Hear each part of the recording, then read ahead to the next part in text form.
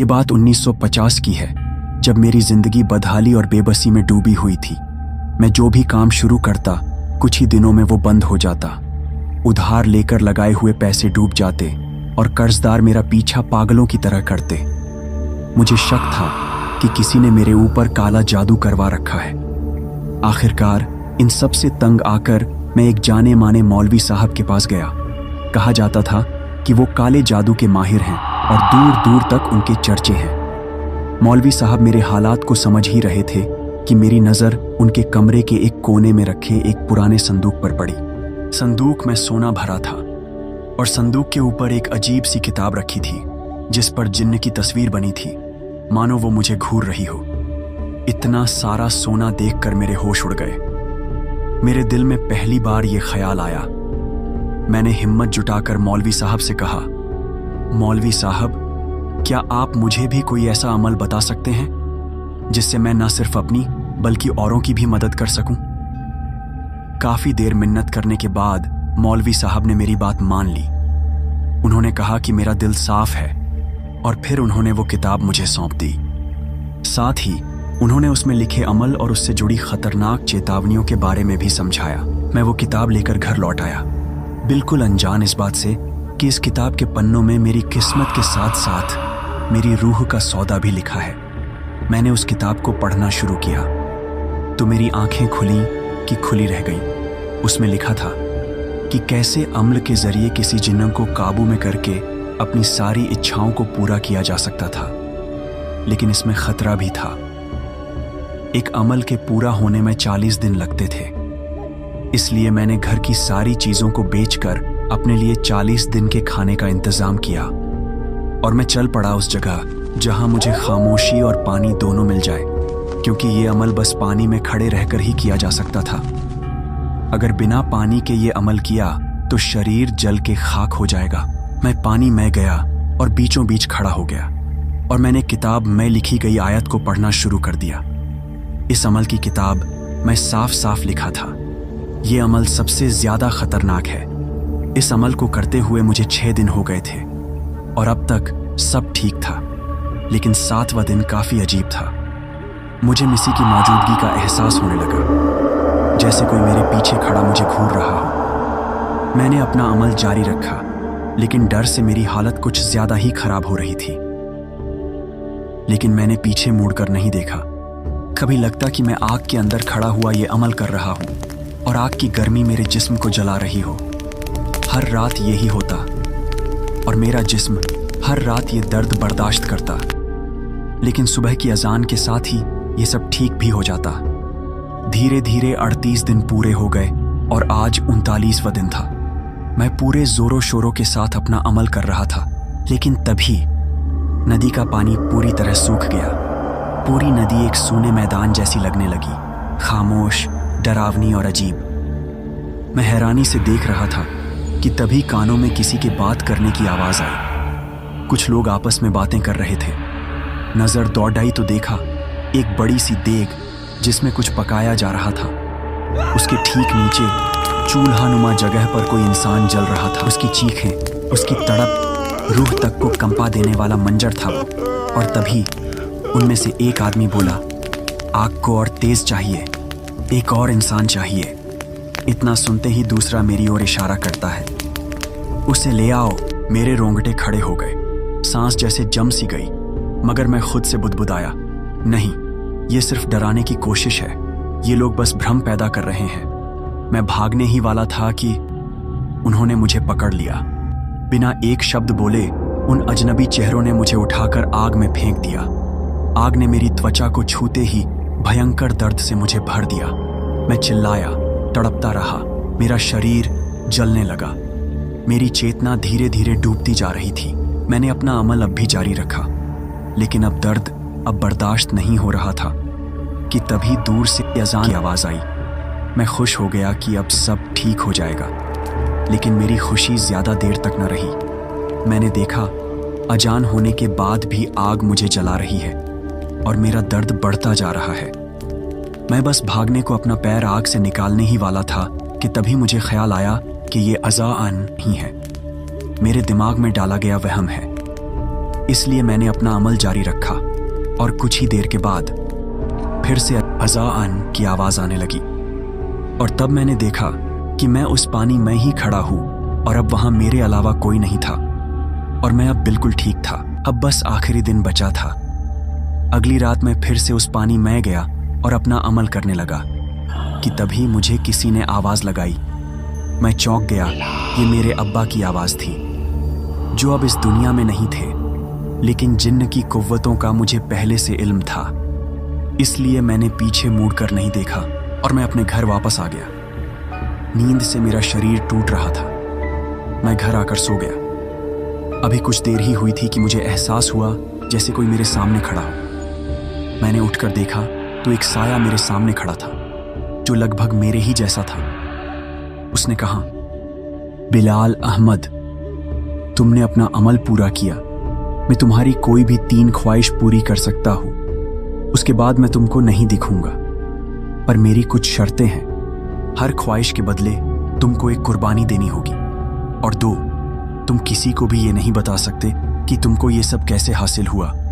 मैंने कहा, मंजूर है। क्या तुम मुझे कुछ ऐसा दे सकते हो जिससे मैं जब चाहूं गायब हो जाऊं और जब चाहे वापस आ जाऊं? जिन ने कहा, बिल्कुल कर सकता हूं, लेकिन अगर तुमने किसी को यह जाहिर किया कि तुम कौन हो तो तुम कभी गायब नहीं हो पाओगे।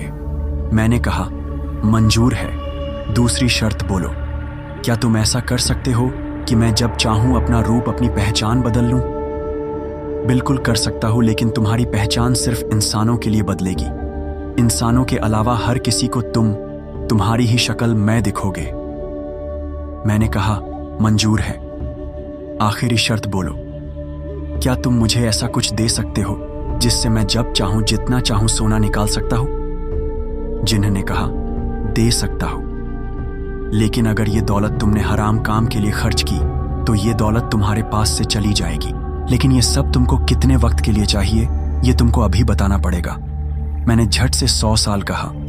ठीक है, 100 साल के बाद तुम्हारी रूह मेरी गुलाम होगी। क्या तुमको मंजूर है? मेरे पास कोई दूसरा रास्ता नहीं था।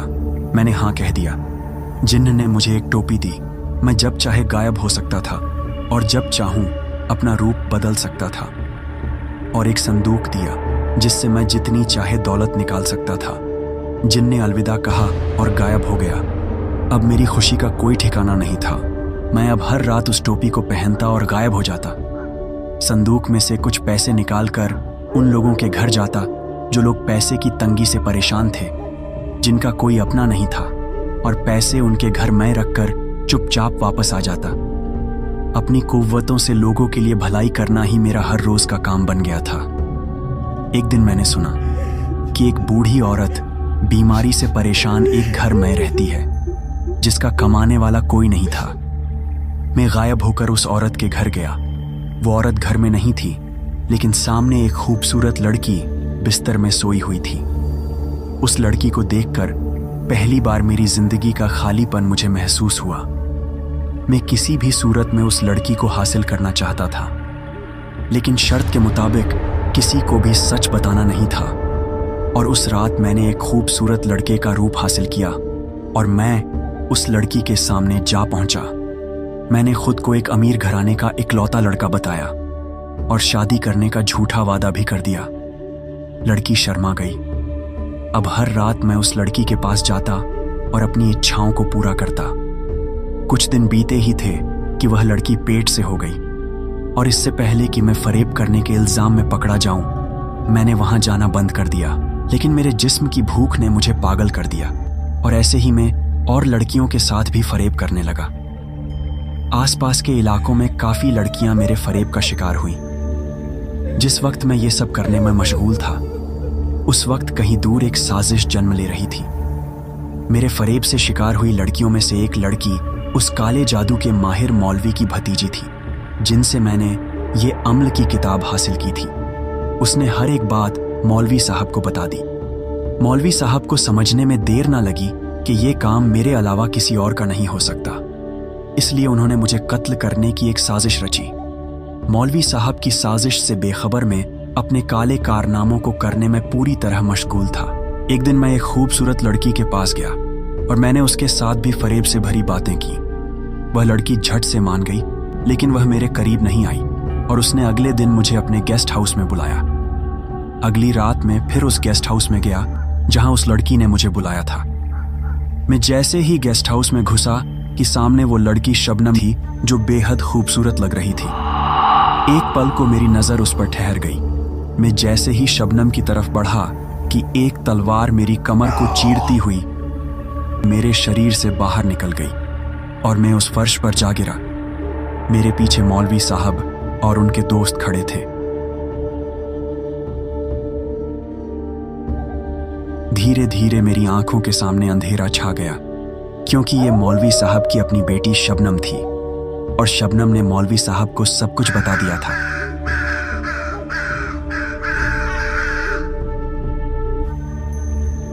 मेरा शरीर खून से लथपथ जमीन पर पड़ा था और मेरी रूह इस दुनिया से निजात पाने के लिए फरिश्तों का इंतजार कर रही थी। काले बादलों की गड़गड़ाहट मेरी बेचैनी को और बढ़ा रही थी, लेकिन तभी एक गुर्राहट सुनाई दी। मैंने मुड़कर देखा, मेरे सामने वो जिन्न खड़ा था जिससे मेरी रूह का सौदा हुआ था और जिसके बदले में मुझे ढेर सारी ताकतें हासिल हुई थीं। इससे पहले मैं कुछ बोल पाता, जिन मुझे लेकर आसमान में उड़ गया।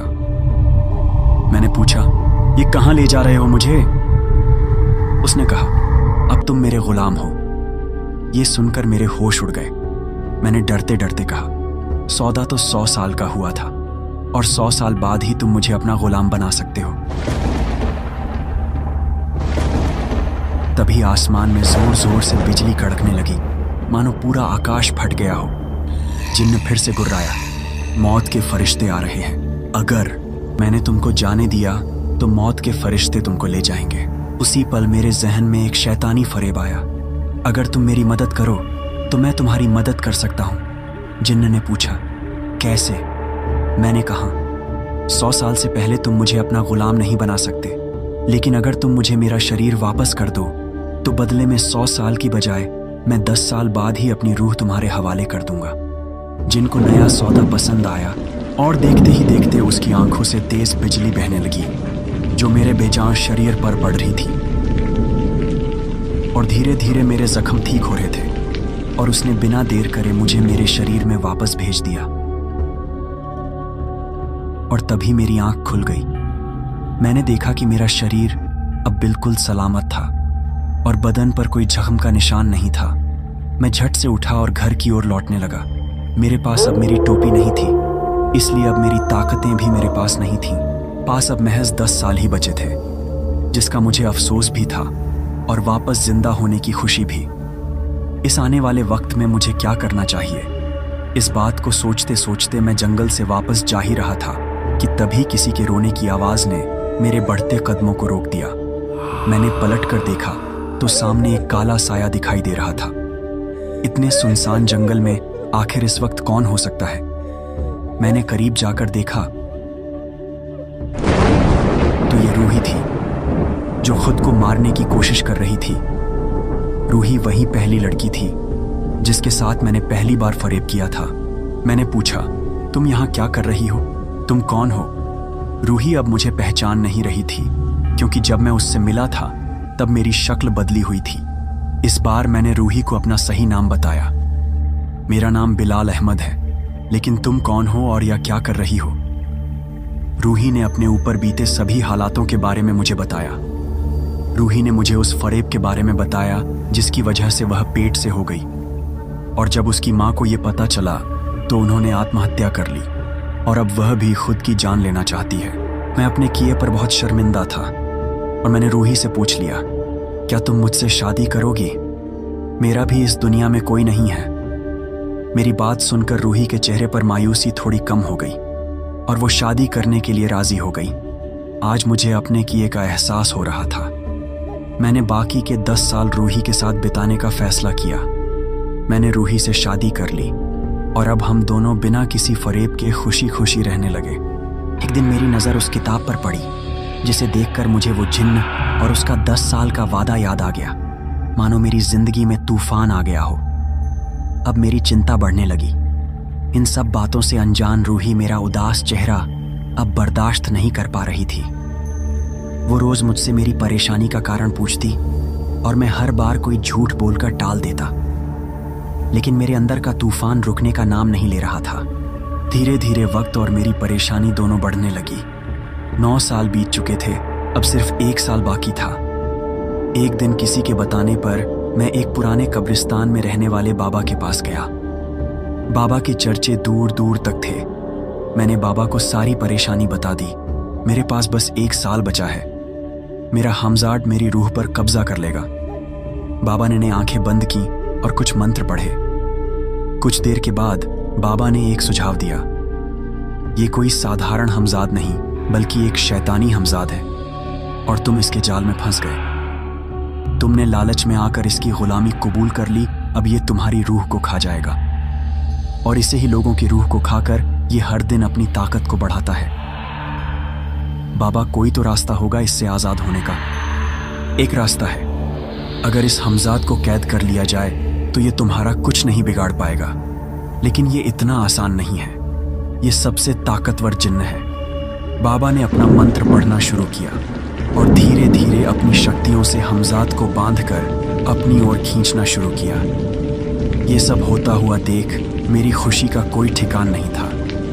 लेकिन मेरी खुशी ज्यादा देर तक ना टिक सकी और बाबा की शक्तियों से हमजाद आजाद हो गया और देखते ही देखते उसने बाबा के शरीर के 2 टुकड़े कर दिए। ये सब देख मेरी आंखें फटी की फटी रह गई। मेरा दिल इतनी जोर से धड़क रहा था मानो कोई भूचाल आ गया हो। मैं तेजी से भागने लगा। हमजाद जोर जोर से हंस रहा था। जैसे तैसे मैं अपने घर पहुंचा कि मेरे पैरों से जमीन खिसक गई। मेरी बीवी रूही के पास हमजाद खड़ा था, लेकिन मेरी बीवी उसको देख या महसूस नहीं कर सकती थी। हमजाद ने कहा, बस 1 साल और बाकी हैं बिलाल, फिर तुझको मुझसे कोई नहीं बचा सकता और उसके बाद तेरा सब कुछ मेरा होगा। और जोर जोर से हंसता हुआ गायब हो गया। अब मेरी परेशानी आसमान को छू रही थी। मुझे किसी भी हालात में उस हमजाद से पीछा छुड़ाने का कोई तरीका निकालना था। इसलिए मैं फिर से उस किताब के पन्ने पलटने लगा। मैंने हमजाद के बारे में पढ़ना शुरू किया। उस किताब में लिखा था, हर इंसान के साथ एक ताकतवर जिन्न पैदा होता है जिसे हमजाद कहते हैं। जब तक इंसान जिंदा होता है ये जिन्न उसके साथ रहता है और उसके मरने के बाद भी उसका हमजाद जिंदा रहता है, लेकिन किसी को नुकसान न पहुंचा सके। इसलिए हाफिज साहब कब्र की मिट्टी पर एक आयत पढ़कर उसे कब्र में कैद कर देते हैं। लेकिन ये सबसे फरेबी जिन होता है, इसलिए इससे कोई भी सौदा करते हुए होशियारी से काम लेना होता है, वरना ये जिन्न उल्टा उसी इंसान पर काबू पा लेता है। मैं और पढ़ने लगा और तभी मानो मुझे मेरी मंजिल मिल गई हो। मेरे सामने एक पेज था जिस पर लिखा था, खुद के अलावा किसी दूसरे इंसान के हमजाद को भी काबू किया जा सकता है, लेकिन इसमें एक शर्त है, किसी और इंसान के हमजाद पर तभी काबू किया जा सकता है जब कोई ऐसा इंसान मरे जिसकी जनाजे की नमाज न पढ़ी गई हो और हाफिज ने उसके हमजाद को कब्र में दफन न किया हो। अब सवाल था, ऐसी कब्र मुझे कहाँ मिलेगी? इसी सोच और तलाश में 10 दिन बीत गए। एक दिन मैं जंगल से गुजर रहा था कि मैंने देखा पेड़ पर एक लाश लटकी हुई थी। शायद किसी ने खुदकुशी की थी। मैं उसके पास पहुंचा, उसके शव को पेड़ से उतारा और इससे पहले कोई देखता मैंने जंगल में ही उसकी कब्र बनाकर उसे मिट्टी के हवाले कर दिया। अब मुझे वो अमल शुरू करना था। हर रात मुझे उस कब्र पर जाना था, एक चिराग जलाना था और कुछ आयतें पढ़ते रहना था। ये अमल महज 21 दिन का था, लेकिन ये पहले अमल से ज्यादा खतरनाक था। इस अमल में अगर जरा भी जहन डगमगाया या यकीन टूटा तो उसी वक्त मेरी मौत हो जाएगी, क्योंकि ये हमजाद किसी और का था और ये अमल बिगाड़ने के लिए किसी भी हद तक जा सकता था। मैंने अपना अमल शुरू किया। पहले 3 दिन तक सब ठीक रहा, लेकिन उसके बाद जंगल में एक अजीब काला अंधेरा छाने लगा। तभी मुझे एक आवाज सुनाई दी। मैं चौंक गया। ये आवाज उस कब्र से आ रही थी। मैं जिंदा हूं, मुझे बाहर निकालो, मैं अभी मरा नहीं हूं, मेरी बीवी बच्चे मेरा इंतजार कर रहे हैं। काफी देर तक वो आवाज आती रही, लेकिन मैंने अपना अमल जारी रखा। तभी वो आवाज बेहद डरावनी हो गई। अगर मैं मर गया तो मेरी रूह तुम्हें नहीं छोड़ेगी, मैं तुम्हें मार डालूंगा। और उस कब्र को फाड़कर एक चीखती रूह बाहर निकल आई, लेकिन मेरा ध्यान बस अपने अमल पर था। फिर एक दिन मुझे किसी के चलने की आवाज आई, जैसे कोई मेरे बिल्कुल पीछे हो। तभी मुझे किसी के हंसने की आवाज आई। ये मेरा हमजाद की आवाज थी, लेकिन मुझे पीछे नहीं देखना था, बस चिराग को देखकर आयतें पढ़ते रहना था। कुछ देर के बाद उसके तेज दांत मेरे कंधे पर महसूस हो रहे थे। उसने धीरे धीरे मेरे कंधे को खाना शुरू कर दिया। अमल की आखिरी रात थी। मेरा शैतानी हमजाद मुझे नोच नोच कर खा रहा था। मुझे समझ नहीं आ रहा था कि ये सब वही कर रहा है या फिर ये अमल की कोई आजमाइश है। दर्द की शिद्दत इतनी बढ़ गई कि मैं बेहोश होकर उस कब्र पर गिर पड़ा, मगर मेरा हमजाद अब भी मेरे पास खड़ा था। उस वक़्त मेरा सबसे बड़ा दुश्मन वही था। मैं जानता था कि 10 साल पूरे होने से पहले वो मेरी रूह को गुलाम या मुझे मार नहीं सकता था, लेकिन हमजाद के अलावा उस जंगल में कोई और भी था जो इस अम्ल को होने नहीं देना चाहता था। लेकिन अब भी ऐसा लग रहा था जैसे जमीन हिल रही हो और मेरे जख्मों में दर्द और बढ़ता जा रहा हो। धीरे धीरे मेरी आंख खुली। कुछ लोग मेरे सामने खड़े थे, गुस्से से भरे हुए, मगर मैं पूरी तरह होश में नहीं था।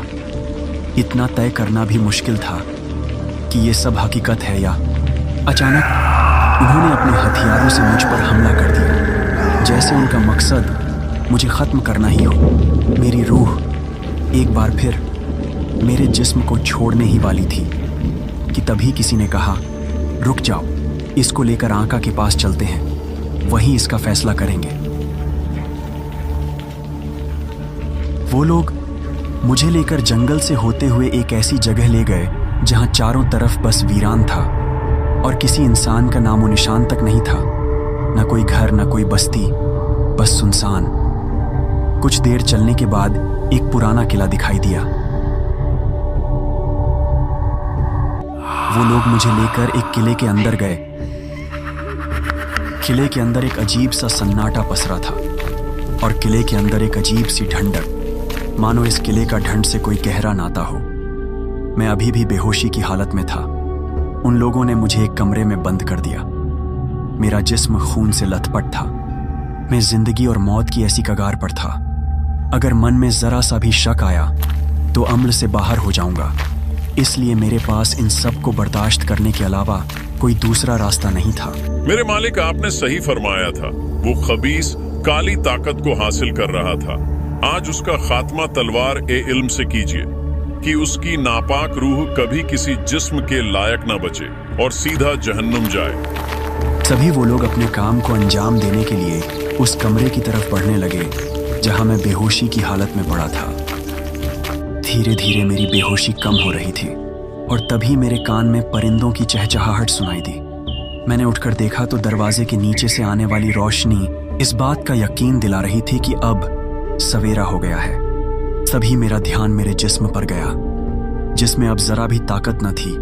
जैसे तैसे करके मैं उठकर बैठ गया। मुझे कुछ समझ नहीं आ रहा था कि अमल पूरा हुआ या नहीं।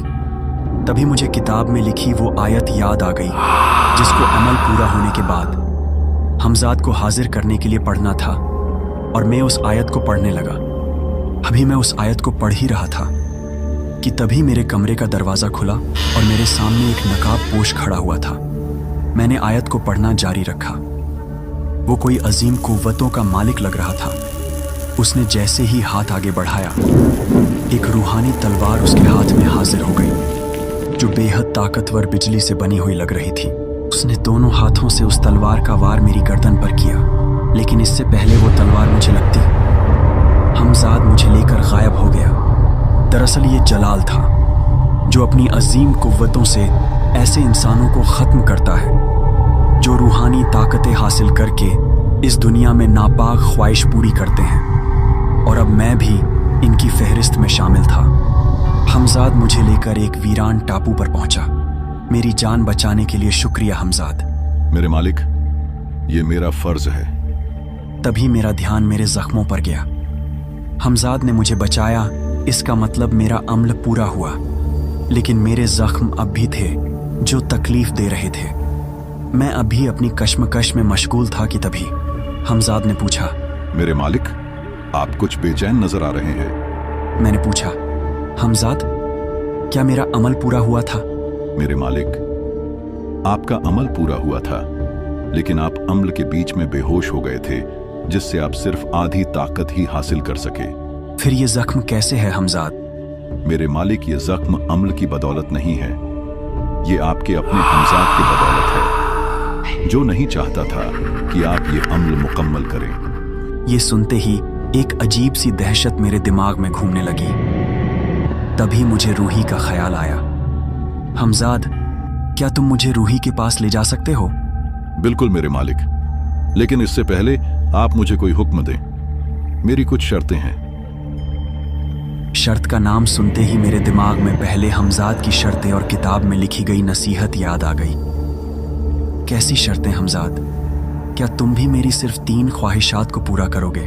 नहीं मेरे मालिक, मैं आपकी सारी ख्वाहिशों को पूरा करूंगा, बशर्त कि आपकी ख्वाहिश मेरी कुव्वतों से बाहर ना हो। क्या शर्त है तुम्हारी? आप मुझे कोई ऐसा हुक्म नहीं देंगे जो किसी नापाक इरादे की ख्वाहिश को पूरा करता हो। ठीक है हमजाद, मैं इस बात का पूरा ख्याल रखूंगा।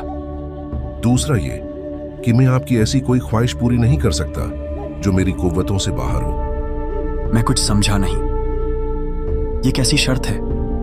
मेरे मालिक, मेरे अपने शरीर के खाक हो जाने की वजह से मेरे पास मेरी आधी ताकत ही बची है। क्या आपको मंजूर है? हाँ, मंजूर है। आखिरी सवाल, आप मुझे कब आजाद करेंगे? मेरा मकसद पूरा होते ही मैं तुमको आजाद कर दूंगा। हमजाद, क्या तुम मेरा ये जिस्म ठीक कर सकते हो? जी मालिक, बिल्कुल कर सकता हूं। और कहते ही हमजाद की आंखों से बिजली बहने लगी और मेरा शरीर ठीक होने लगा।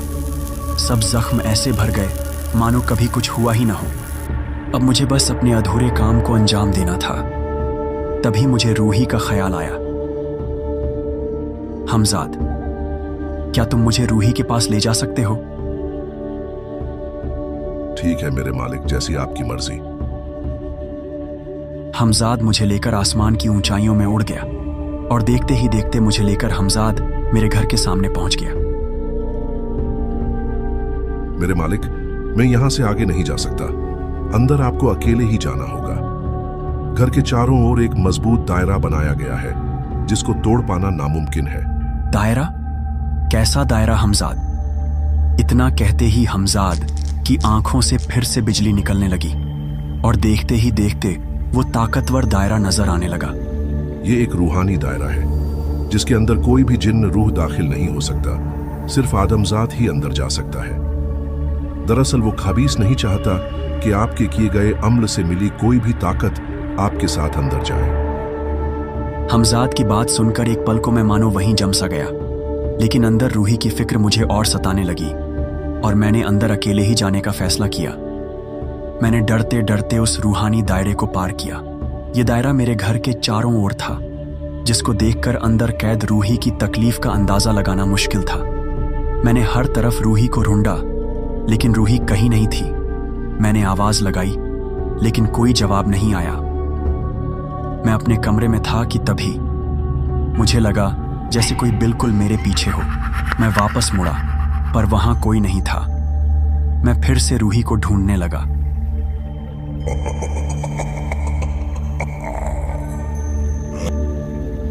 मेरी परेशानी और बढ़ रही थी।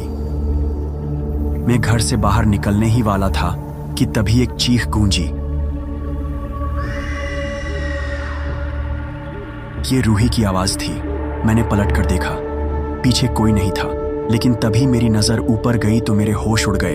एक साया हवा में तैर रहा था। मैंने करीब जाकर देखा तो ये रूही थी।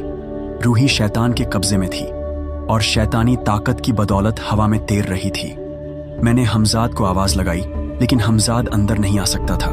तभी एक जोर की बिजली कड़की और मेरे सामने मेरा शैतानी हमजाद था। तुम्हारा कमजोर हमजाद उस हिसार को तोड़कर अंदर नहीं आ सकता। ये सब देखकर मेरे चेहरे का खून सूख गया था। क्या तुम रूही को बचा पाओगे? तभी वो दरिंदा रूही की तरफ बढ़ा और इससे पहले मैं कुछ कर पाता, उसने अपनी बिजलियों से रूही के शरीर को मेरी आंखों के सामने जलाकर खाक कर दिया। ये मंजर देखकर मानो मेरे पैरों के नीचे जमीन न रही हो। तभी शैतानी हमजाद तेजी से मेरी तरफ आया और अपनी कुव्वतों से मुझ पर हमला कर दिया। अब बस मेरी चीख ही उस घर से बाहर आ रही थी।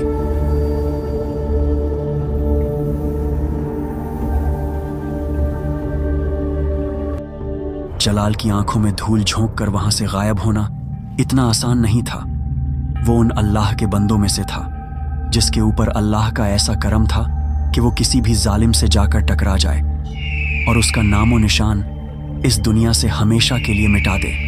जलाल ने मेरा और हमजाद का पीछा करना शुरू कर दिया। वो एक बड़े पक्षी पर सवार होकर हमारा पीछा कर रहा था कि तभी जलाल को आसमान की ऊंचाई से एक रोशनी दिखाई दी। ये रोशनी बेहद करामाती लग रही थी। जलाल ने अपना रुख बदला और उस रोशनी की ओर चल पड़ा। ये एक घना काला जंगल था, बेहद ठंडा और रहस्य से भरा। ऐसा भयानक जंगल मानो सूरज की रोशनी भी उस जंगल में पहुंचने से कतराती हो। जंगल में एक तांत्रिक अपनी इच्छाओं को पूरा करने के लिए एक अमर सिद्धि कर रहा था। तभी उस जंगल में दो काले साए बढ़ते चले जा रहे थे। वो किसी इंसान को घसीट कर ले जा रहे थे। कुछ देर के बाद वो उस तांत्रिक के पास पहुंचे। महाराज, आपकी आखिरी और 101वीं नरबली का इंतजाम हो गया। आप अपनी सिद्धि को पूरा कीजिए। तभी वो तांत्रिक अपनी गद्दी से उस इंसान की ओर बढ़ा। तांत्रिक के हाथ में एक खंजर था जिससे वो उस इंसान की बलि देकर उसका खून अपने हवन को भेंट करना चाहता। पास में एक प्याला रखा था। वो इंसान बुरी तरह चीख रहा था। मुझे जाने दो, मैंने तुम्हारा कुछ नहीं बिगाड़ा। मेरे ऊपर रहम करो, मुझे छोड़ दो। लेकिन तांत्रिक ने उसकी एक न सुनी और देखते ही देखते उसकी गर्दन काट दी और उसका खून उस प्याले में इकट्ठा कर लिया और उस लड़के के गले से निकलने वाले बाकी खून को मुंह लगाकर पीने लगा। अब मुझे अमर होने से कोई नहीं रोक सकता। और उसके बाद उस खून से भरे प्याले को उस हवन कुंड को भेंट कर दिया। खून के हवन कुंड में गिरते ही आग की लपटें तेज हो गई और एक तेज रोशनी प्रकट हुई। ये रोशनी मानो आसमान को छू रही थी। ऐसा लग रहा था जैसे ये रोशनी किसी दूसरी रूहानी दुनिया से किसी ताकत को अपनी ओर खींच रही हो। शैतान जागो और मेरी इच्छाओं को पूरा करो, मुझे अमर बना दो। कि तभी एक बड़े पक्षी के चीखने की आवाज सुनाई दी और तभी एक चमकदार तलवार के साथ जलाल सामने खड़ा था। जलाल की नजर उस इंसान पर गई जिसको अभी कुछ देर पहले उस तांत्रिक ने कत्ल कर दिया था।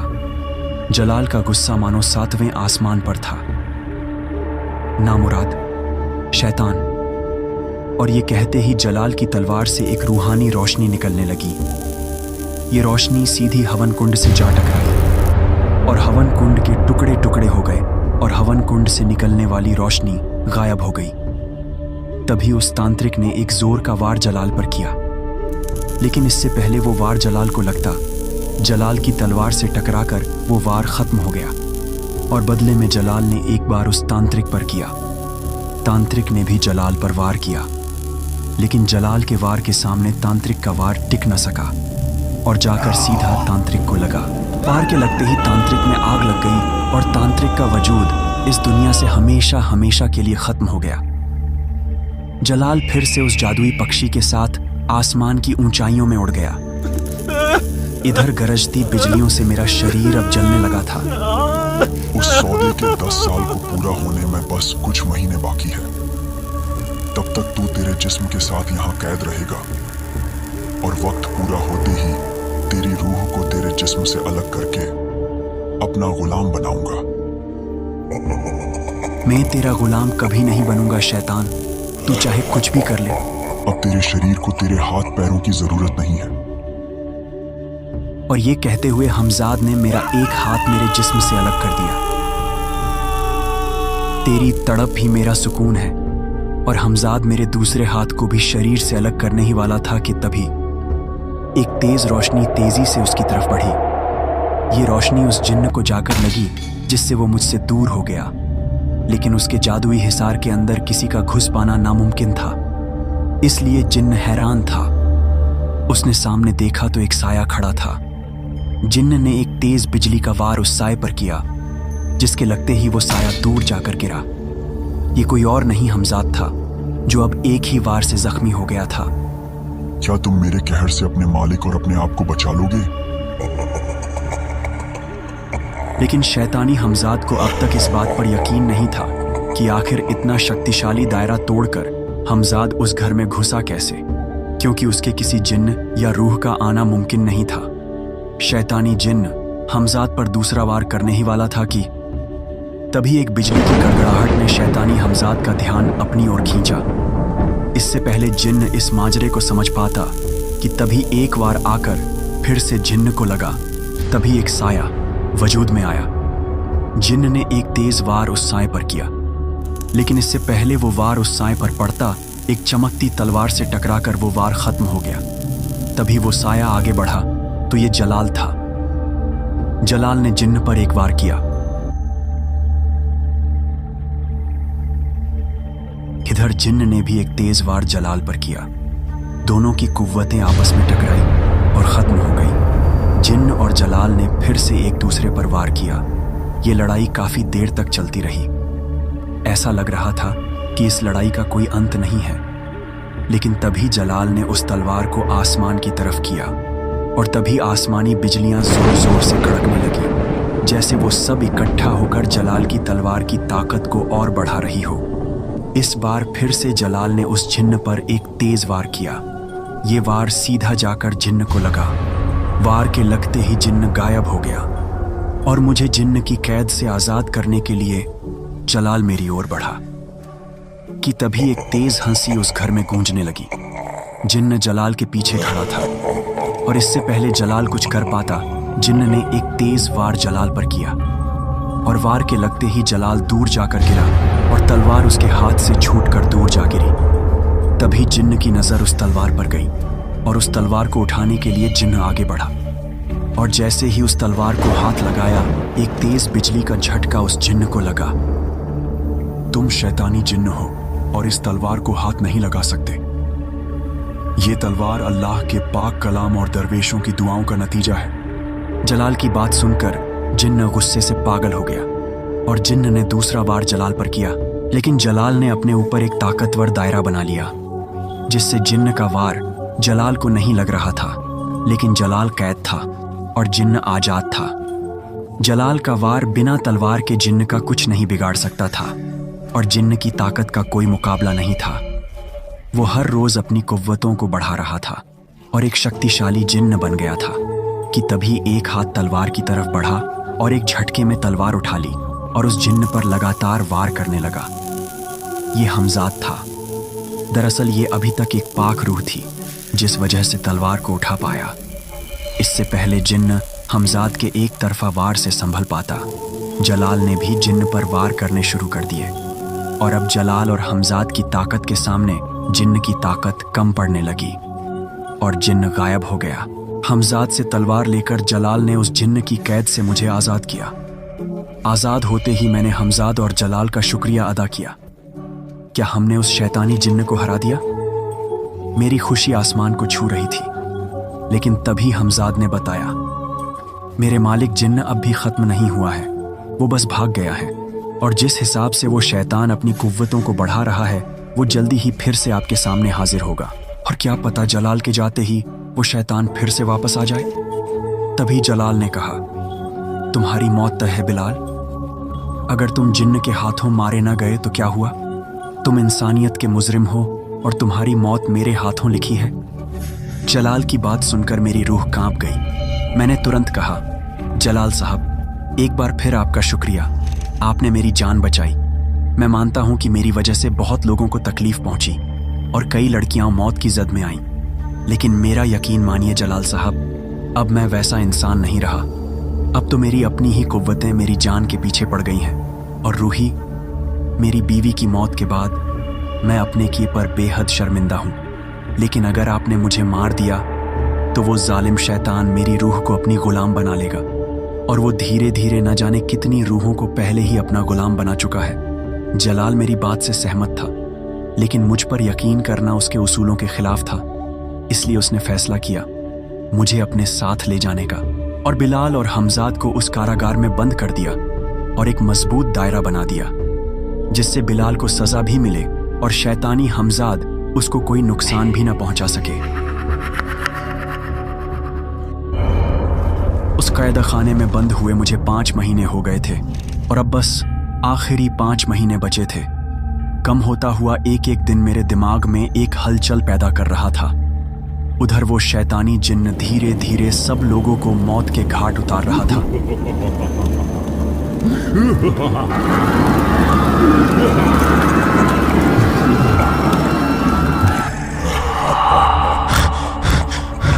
हर तरफ अफरा तफरी का आलम था और अल्लाह के नेक बंदों को मारकर उनकी रूहों को कैद करके अपनी ताकत बढ़ा रहा था।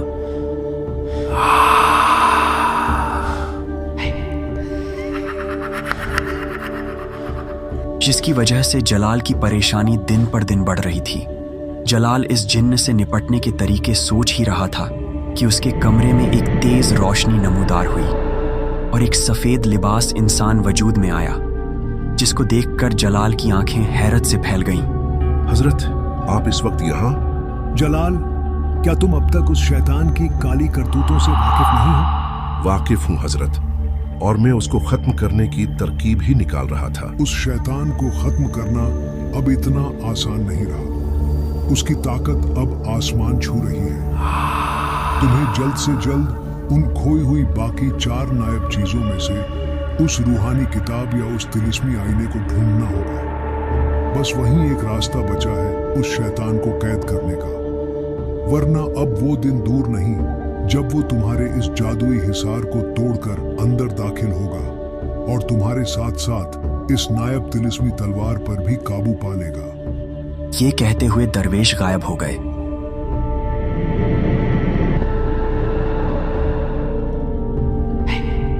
लेकिन वहां कोई और भी था। लेकिन जलाल इस बात से पूरी तरह बेखबर था कि कोई इन सब पर नजर रखे हुए है। दरवेश अपनी इबादत गाह में जाकर इबादत में खो गए। अभी कुछ वक्त ही बीता था, इबादत गाह के आसपास एक अजीब सी हलचल होने लगी और तभी वो शैतान वहां आ पहुंचा।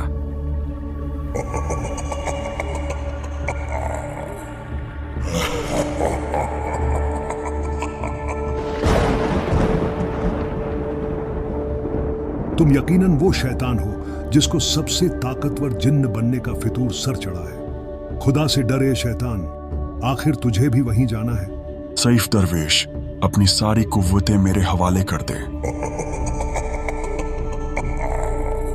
ये ले शैतान। और ये कहते ही दरवेश ने आग से उस शैतान पर हमला कर दिया, लेकिन उस वार से मानो शैतान को कोई फर्क न पड़ा हो।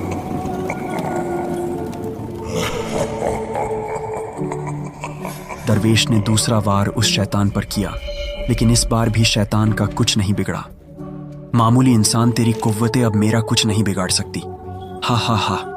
और ये कहते ही उस जिन्न ने अपनी कुव्वतों से एक जोर का वार दरवेश पर किया, जिससे बचने के लिए दरवेश ने एक ताकतवर हिसार बनाया। लेकिन जिन्न की ताकत के आगे हिसार टिक न सका और जाकर दरवेश को लगा और दरवेश दूर जा गिरे। दरवेश समझ गए कि इससे मुकाबला आसान नहीं है, लेकिन इससे पहले दरवेश वहां से गायब हो पाते, जिन्न ने उस गार को ज्वालामुखी की तरह आग की गार बना दिया और दरवेश उस दहकती गार में खाक हो गए। हमजाद, हमजाद जी, मेरे मालिक। क्या खबर है हमजाद? मेरे मालिक, बुरी खबर है। क्या हुआ हमजाद? आपका हमजाद सब कुछ तबाह करने पर उतर आया है। अब वो पीरों, फकीरों, दरवेशों को मारकर उनकी रूहानी कव्वतों पर कब्जा कर रहा है और उसका अगला शिकार यकीनन जलाल और उसकी तिलिस्मी तलवार है। जलाल का बनाया हुआ हिसार और जलाल खुद अब उसके लिए मामूली साबित होंगे। अब हम क्या करें हमजाद? मेरे मालिक, हमें यहां से बहुत दूर चले जाना चाहिए। इन सब से निजात पाने का कोई तो तरीका होगा। मेरे मालिक, एक तरीका है जिससे उसे कैद किया जा सकता है। कौन सा तरीका? कौन सा तरीका? हमजाद की बात सुनकर मेरे मन में एक बेचैनी सी दौड़ गई। बोलो हमजाद। मेरे मालिक, अगर हम वो तिलिस्मी आईना हासिल कर लें तो उसमें उसे हमेशा के लिए कैद किया जा सकता है। हमजाद की बात सुनकर मेरी खुशी का ठिकाना नहीं रहा। कैसा आईना और कहाँ है वो आईना? मेरे मालिक, इंसानों के वजूद में आने से पहले इस जमीन पर परियों और जिन्नातों की हुकूमत हुआ करती थी। दोनों रूहानी कव्वतें भले अलग अलग थी, मगर नेक और बदमिजाज ताकतों के बीच हमेशा जंग छिड़ी रहती थी। इन्हीं फसादों से तंग आकर परिस्तान के बादशाह ने बड़े बड़े आलिम, पीर और दरवेशों को बुलाया और फसाद मचाने वाली बुरी रूहों को कैद करने के लिए 5 तिलिस्मी चीजें बनवाईं। एक जादुई किताब जिसमें हर चीज पर काबू पाने का इल्म था। एक ऐसी अंगूठी जिससे तूफान, बिजली और आग जैसी कव्वतों को रोका जा सकता था। एक तलवार जो उस अंगूठी की सारी ताकत को एक जगह इकट्ठा करके दुश्मन का नाम और निशान मिटा देती थी। एक आईना जिसमें किसी भी ताकतवर से ताकतवर शय को कैद किया जा सकता था। एक तावीज जो किसी भी वार को रोकने के लिए काफी था। इन 5 चीजों को जिसने एक साथ धारण कर लिया, उसका इस दुनिया में कोई मुकाबला नहीं था। तिलिस्मी किताब और तावीज आज भी मौजूद है, जिन्हें पहनकर परिस्तान के बादशाह ने बुराई की हर परछाई को मिटा दिया था। मगर अपने आखिरी वक्त में उन तिलिस्मी खजानों को पाने की चाह में उसके बेटों में आपस में रंजिश शुरू हो गई। राजा को डर था कि अगर उनके दिलों में लालच और बुराई घर कर गई तो उन्हें रोकना नामुमकिन होगा, और इसलिए उस राजदार राजा ने उन 5 चीजों को दुनिया के अलग अलग कोनों में छुपा दिया। ऐसी जगह जिनका पता न किसी इंसान को है, न किसी जिन्न को, और न ही कोई ताकत उन्हें खोज सकती है। कोई तो तरीका होगा उनको ढूंढने का। मेरे मालिक, रास्ता जरूर होगा, लेकिन मेरी कव्वतें उन्हें ढूंढने में नाकाम साबित हुई। लेकिन खुशी की बात यह है कि उन 5 चीजों में से एक हमारे आसपास मौजूद है। हमजाद की बात सुनकर मेरा ध्यान जलाल की उस तलवार पर गया। तो क्या जलाल की तलवार वही तिलिस्मी तलवार है? आपने बिल्कुल सही कहा मेरे मालिक, जलाल की तलवार वही तिलिस्मी तलवार है।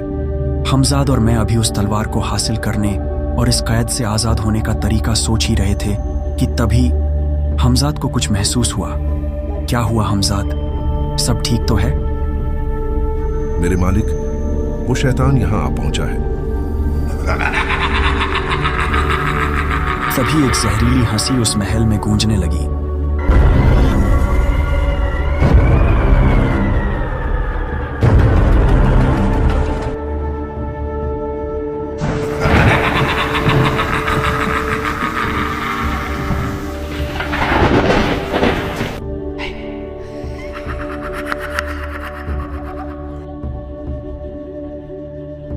वो शैतान उस हिसार को तोड़ने लगा और देखते ही देखते उसने हिसार को खत्म कर दिया। जिन्न की ताकत अब आसमान छू रही थी। इससे पहले कि वो शैतान उस किले में घुस पाता, तभी आसमान की बिजलियां कड़कने लगी। सामने जलाल खड़ा था, जिसका गुस्सा मानो 7वें आसमान पर था, और जलाल की तलवार गरजने लगी।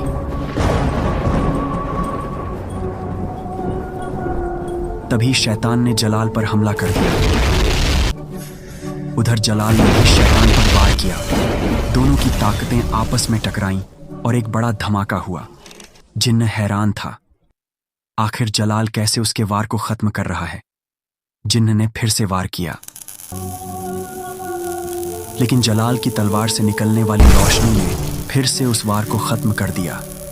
तभी जलाल की आंखें सफेद हो गईं। जलाल ने अपनी तलवार को आसमान की ओर उठाया और तभी आसमान की बिजलियां फिर से एकत्र होने लगीं, जैसे वो जलाल के हुक्म का पालन कर रही हों, और जाकर सीधा शैतान पर गिरी। शैतान की चीख पूरे आसमान में गूंज उठी। जलाल ने फिर से उस जिन्न पर वार किया और जिन्न उस वार के लगते ही तड़प उठा, और तभी जिन्न गायब हो गया और फिजा में तेज हंसी की आवाजें गूंजने लगी। तभी जलाल को एहसास हुआ कि उसके पीछे कोई है। इससे पहले कि जलाल पीछे मुड़ पाता, एक हाथ तेजी से जलाल के मुंह पर आया और उसकी गर्दन पर चाकू से हमला कर दिया। जलाल ने पीछे मुड़कर देखा, ये उसकी दरवेश की रूह थी, जो अब शैतान की कैद में शैतान बन चुकी थी। धीरे धीरे जलाल की आंखों के सामने अंधेरा छाने लगा। और जलाल के हाथ से वो तलवार जमीन पर जा गिरी। दरअसल ये बस एक फरेब था जो जलाल के साथ किया गया था, और ये जिन्न सिर्फ एक नकल था। असल जिन्न तो उस जंग से दूर खड़ा ये सब देख रहा था। इससे पहले कि जिन्न उस तलवार को हासिल करता, हमजाद ने मुझे उस कैद से आजाद कर दिया और उस तलवार को लेकर वहां से गायब हो गया। हमजाद तेजी से मुझे लेकर उड़ रहा था। तभी हमजाद ने मुझे बताया कि किस तरह जलाल को खत्म कर दिया गया। अब मेरे और हमजाद के पास तलवार और आजादी दोनों थी, लेकिन उसके साथ साथ सामने था एक ऐसा दुश्मन जिसको मात देना अब लगभग नामुमकिन था, जो चाहता था इस कायनात का सबसे ताकतवर जिन्न बनना, जिसकी हुकूमत हर जगह हो। दोस्तों, हमारी वीडियो आपको कैसी लगी हमें जरूर बताएं। वीडियो को लाइक करें और चैनल को सब्सक्राइब करना न भूलें, जिससे आपको नई अपडेट और हमें मोटिवेशन मिलती है। धन्यवाद।